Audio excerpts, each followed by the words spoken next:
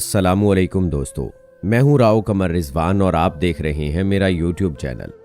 दोस्तों, ये कहानी है एक ऐसी लड़की की जिसका बाप कहीं गुम हो जाता है और कभी लौट कर नहीं आता।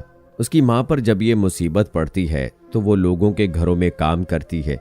लड़की का रंग सांवला था लेकिन प्यारी बहुत थी।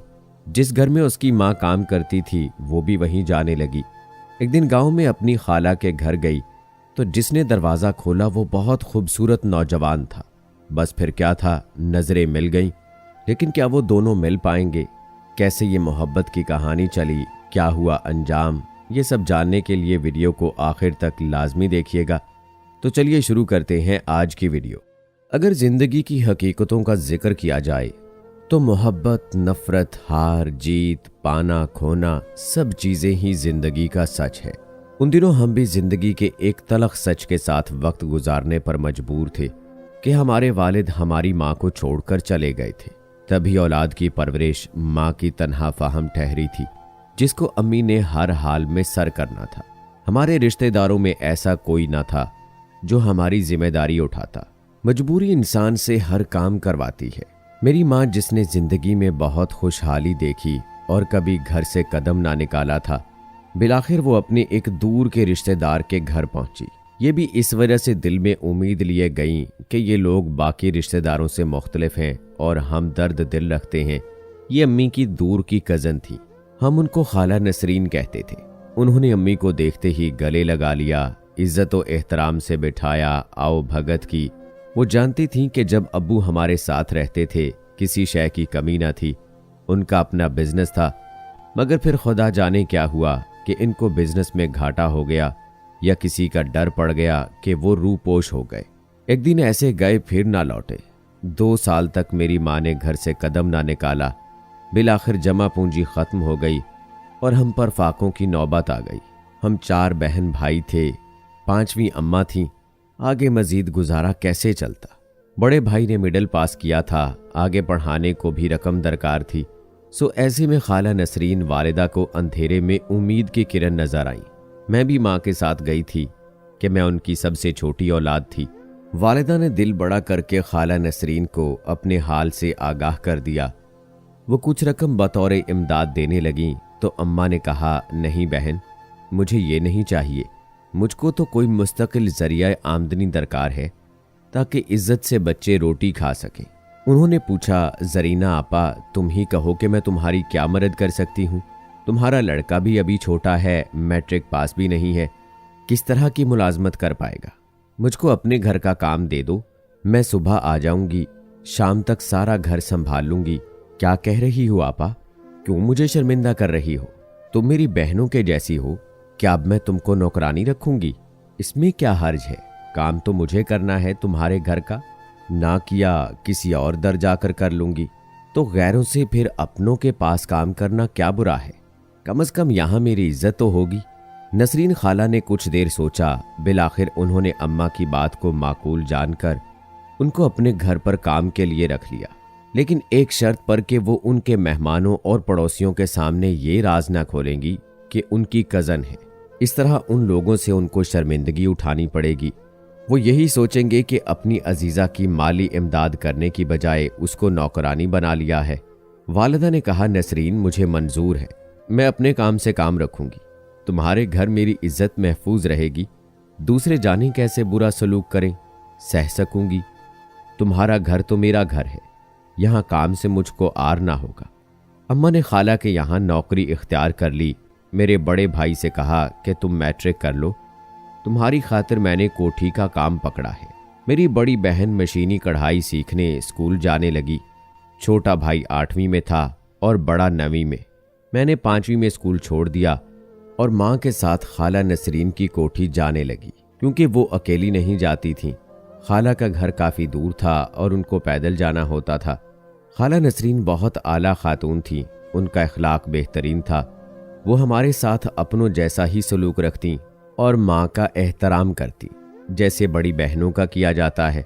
हमने रफ्ता रफ्ता उनके घर का सारा काम संभाल लिया। उनके शौहर गैर थे, लेकिन वो भी बहुत अच्छे आदमी थे। हमारी माली इमदाद वक्तन फ़ौक्तन करते रहते थे। हमारे मोहल्ले में एक किराना स्टोर था। वालिदा उससे सौदा सलफ लिया करती थी। हम उनको चाचा रमज़ान बुलाते थे। ये मेहरबान दुकानदार मोहल्लेदारी के सबब हमारे हाल को जानते हुए अक्सर उधार पर राशन दे दिया करते थे। उसका एक बेटा टेलर मास्टर था। उसकी सदर बाजार में दर्जी की दुकान थी। जब मेरे भाई शुएब ने मैट्रिक पास कर लिया तो चाचा रमज़ान ने उसको अपने बेटे के पास सिलाई का काम सीखने की खातिर उसकी दुकान पर बैठा दिया। वक्त गुजरने लगा, मेरे भाई ने हुनर सीख लिया। अब वो भी एक अच्छा दर्जी बन गया। टेलर मास्टर ने उसको अपने पास मुलाजिम रख लिया। वो अच्छी तनख्वाह देता क्योंकि शुएब बहुत उम्दा सिलाई करता था। घर के हालात कुछ संभलने लगे तो माँ ने कुछ रकम जोड़ना शुरू कर दी। कुछ खाला नसरीन ने मदद की और मेरी बहन साइमा की शादी हो गई। उन दिनों मेरी उम्र 12 साल थी। मैं माँ के साथ कोठी जाती। वहाँ पर खाला की बेटियां ऐमन और यमुना बाजी को देखती। दोनों का इखलाक अपनी माँ की तरह बहुत अच्छा था। वो मेरे साथ बहनों की तरह पेश आती थी। मैं उनके साथ गुजरा हुआ वक्त कभी नहीं भूल सकती। उन लोगों से मैंने बहुत कुछ सीखा।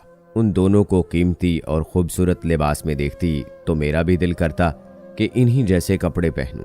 वो अक्सर अपने पहने हुए अच्छे अच्छे कपड़े मुझको दे दिया करती थीं। जिनको भाई ठीक करके देता तो मैं पहनती। कपड़े मुझ पर सज जाते थे, लेकिन उनको दिए कपड़े उन्हीं के घर पहन कर जाना मुझे अच्छा नहीं लगता था। तब मैं अपने कपड़ों को अच्छी तरह धोकर इस्त्री करके पहन कर जाती। वो कहती कि तुमने हमारे वाले कपड़े क्यों नहीं पहने, तो बहाना करती कि अम्मी कहती हैं तुम ऐसे अच्छे कपड़े पहनकर मेरे साथ आती जाती हो तो लोग हमको घूरते हैं। इसलिए वो कपड़े मैं अपनी बहन और सहेलियों के घर ही पहन कर जाती हूँ।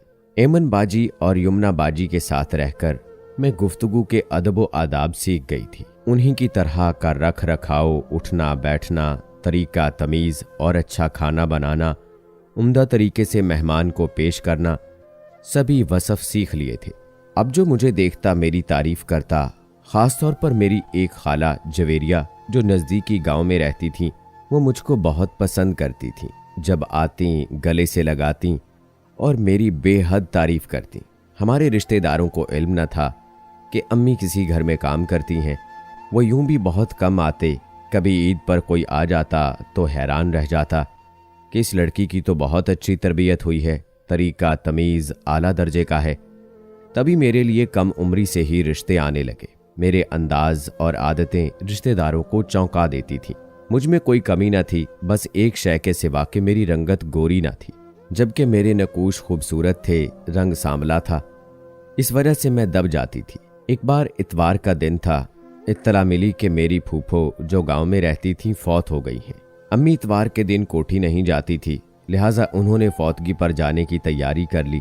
बोली तुम भी साथ चलो, तुम्हारे भाई दुकान पर हैं, अकेली जाने से घबराहट होती है। मैं उनके साथ गांव रवाना हो गई। 1.5 घंटे का रास्ता था। हम थोड़ी सी दुश्वारी से पहुंच गए। कुछ देर फौतगी वाले घर बैठे। अम्मी का दिल घबराने लगा। करीब ही उनकी एक और कज़न खाला जवेरिया का घर था, वो भी वहां बैठी थी। जब वो घर जाने लगी, अम्मी से कहा मेरे साथ चलो, थोड़ी देर वहां आराम कर लेना, शाम को दोबारा आ जाना। अम्मी तो यही चाह रही थी, वो खाला के साथ उनके घर चली जाएं जो करीब ही था। हम उनके घर के दरवाजे पर पहुंचे। दरवाज़ा बंद था। खाला ने अपने घर का दरवाज़ा खटखटाया। चंद लम्हों बाद एक निहायत खूबसूरत लड़का दरवाजे पर आया। थोड़ी सी झिझक के साथ हमको सलाम किया और जाने का रास्ता दिया। घर के अंदर दाखिल हुए तो बाकी अफराद ने भी गर्म जोशी से हमारा इस्तकबाल किया। खाला के घर में पहली मर्तबा आई थी। उन्होंने बताया कि दरवाज़ा खोलने वाला उनका छोटा बेटा है। उसका नाम हमायूं है। हमायूं को देखकर मुझको ना जाने क्या हुआ कि मेरे दिल ने उसकी तरफ कशिश महसूस की, यूं जैसे मैं उसको बरसों से जानती हूँ। खाला की दोनों बहुएं भी बहुत अच्छे अखलाक की थीं। उन्होंने हमारे लिए खाना तैयार किया और मुझसे बातें करने लगी। हमने मिलकर खाना खाया, लेकिन मेरा ध्यान खाने से बढ़कर उस कमरे की तरफ था जहां खाला का बेटा हमायूं गया था।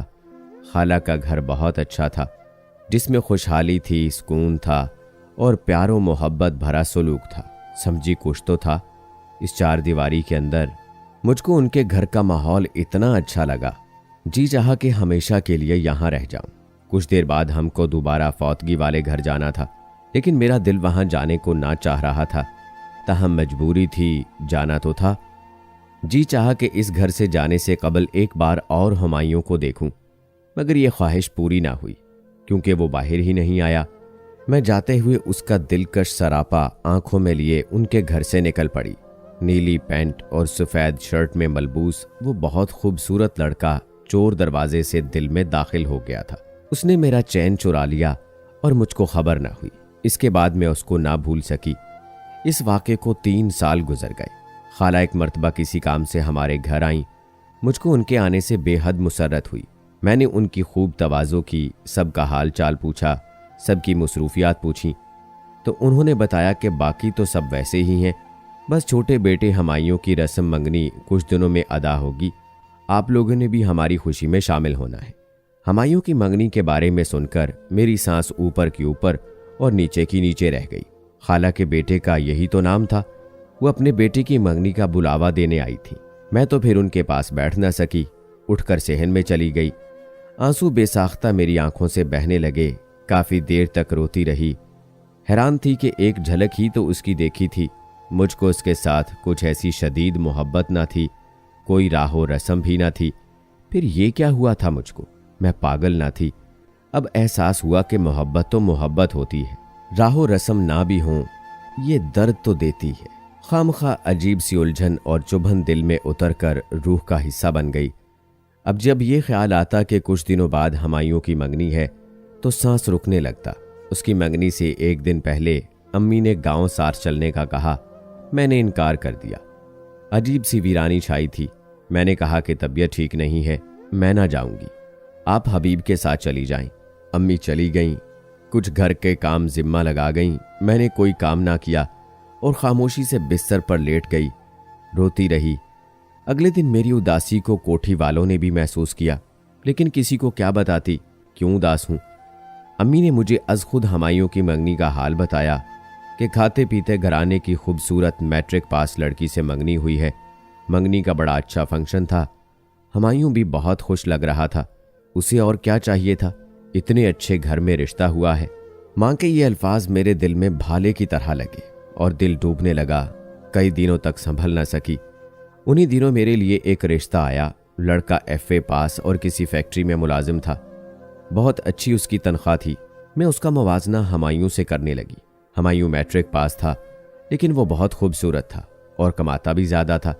मैंने इस रिश्ते को कबूल करने से इनकार कर दिया। जाने क्यों मेरा जहन किसी के लिए नहीं मान रहा था। उधर मैंने रिश्ते से इनकार किया, उधर हुमायूं की शादी का कार्ड आ गया। मुझको लगा कि मेरी बदकिस्मती में इजाफा हो गया है। उसकी 15 रोज बाद शादी थी। मुझको कुछ भी अच्छा नहीं लग रहा था। उसकी शादी पर अम्मी को जाना ही था, मेरा जाने का प्रोग्राम नहीं था, लेकिन मेरा हुमायूं को देखने को जी चाह रहा था। सोचा कि सिर्फ एक मर्तबा उस खुशकिस्मत लड़की को भी तो देखूं जो उसकी दुल्हन बनने जा रही थी। मैं भी अम्मी के साथ जाने को तैयार हो गई। गांव में कदम रखते ही मेरी बेअक्ली में इजाफा हो गया। हुमायूं को देखा, लगा कि ये तो पहले से भी निखर गया है। उसने भी सरसरी नजर से मुझको देखा। मैंने दोबारा नजर में लाने से निगाहें चुरा ली। चुप चुप सी बैठी रही और लड़कियां तो हंस बोल रही थीं, मगर मैं अनजान बनी रही।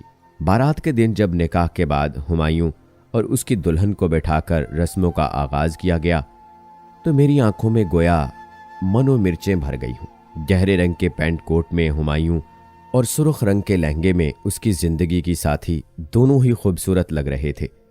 उसकी बीवी का रंग बहुत ही गोरा था। मुझको अजीब तरह के एहसास ने घेर लिया।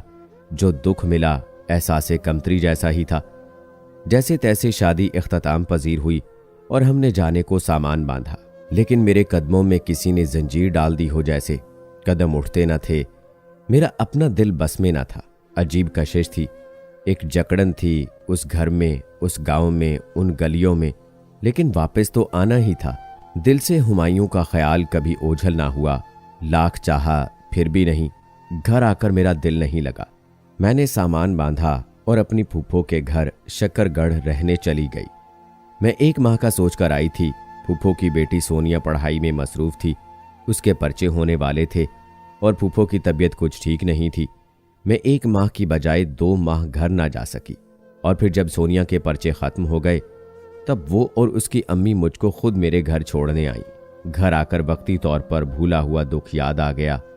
दिल गिरफ्तगी जिसको दूर करने की खातिर मैं शक्कर गड़ गई थी, फिर से मुझ पर हमलावर हो गई।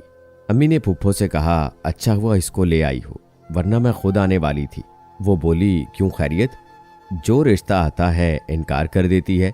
अब इसकी गैर मौजूदगी में मैंने रिश्ता तय कर दिया है, ये माने ना माने शादी करना होगी। मैं कब तक इसको बिठाए रखूंगी?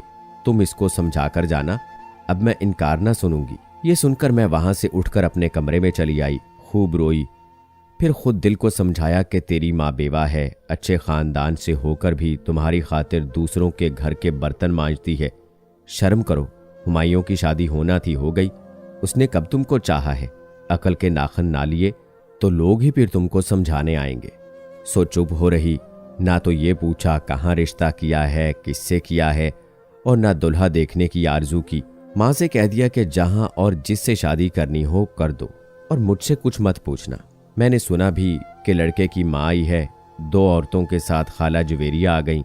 मैं समझी कि इन औरतों में से किसी के लड़के से रिश्ता हुआ है। शायद खाला के जरिए ये रिश्ता हुआ होगा तो वही साथ आई है, वरना उनके बेटे की शादी तो 3-4 माह कबल हो चुकी थी। जब मेहंदी की चीजें लाए तब भी खाला आगे आगे औरतें बातें करने लगी कि इसके लड़के की 2 माह कबल तलाक भी हो गई है। ये क्या? मैं हैरत के समंदर में गोते लगाने लगी कि क्या चंद दिनों बाद तलाक भी हो जाती है।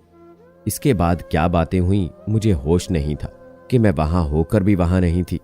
वाकई 3 दिनों के अंदर मेरी मेहंदी फिर रुखसती भी हो गई, उसी हुमायूं के साथ जिससे मेरे दिल की गिराह बंधी थी। ससुराल आकर पता चला कि उसकी बीवी अच्छी लड़की ना थी। उसके वालिद ने ज्यादा हक महर लिखवाया। उस रोज भी अनबन हुई थी। आते ही लड़की ने गड़बड़ शुरू कर दी, अपने घर वालों को गलत शिकायतें की, वो भी भड़क गए और हर तरह के इल्जामात शुरू कर दिए। घर में खूब रौला डाला और बिगड़कर चली गई। उसके वालिदैन ने तलाक का मुतालबा कर दिया। मामला कोर्ट तक ले गए और हुमायूं को तलाक देनी ही पड़ी। हक महर की बड़ी रकम की खातिर उस बदनसीब लड़की का घर उजड़ गया। निकाहनामे पर दस्तखत करते हुए मैं सोच रही थी कि कौन खुशकिस्मत है और कौन बदकिस्मत। यकीनन वही बदकिस्मत थी कि जिसके वालिदैन ने भी समझदारी से काम ना लिया। वो भी माँ बाप के पीछे अपने अच्छे भले घर को ठोकर मारकर चली गई। हुमायूं की दोबारा शादी का सिलसिला चला तो जवेरिया खाला को मैं याद आ गई। हुमायूं से मशवरा किया, उसने उनकी राय से इख्तलाफ ना किया। यूं मुझको मेरी मुराद मिल गई। हम दोनों खुश व खुर्म जिंदगी बसर कर रहे हैं। हमारे 2 बच्चे हैं, मगर मैं उस लड़की का घर उजड़ने की जिम्मेदार नहीं। लेकिन अल्लाह ने मेरी खुशी को पूरा करना था, सो ये अनजानी राहत मुझको मिली। सच है, दिल से निकली दुआ और कुछ ख्वाहिशें ऐसी भी होती हैं जो इस तरह पूरी हो जाती हैं कि यकीन नहीं आता। तो दोस्तों, कैसी लगी मोहब्बत की ये कहानी? कमेंट बॉक्स में लाजमी बताएं। मिलते हैं अगली वीडियो में। अल्लाह हाफिज।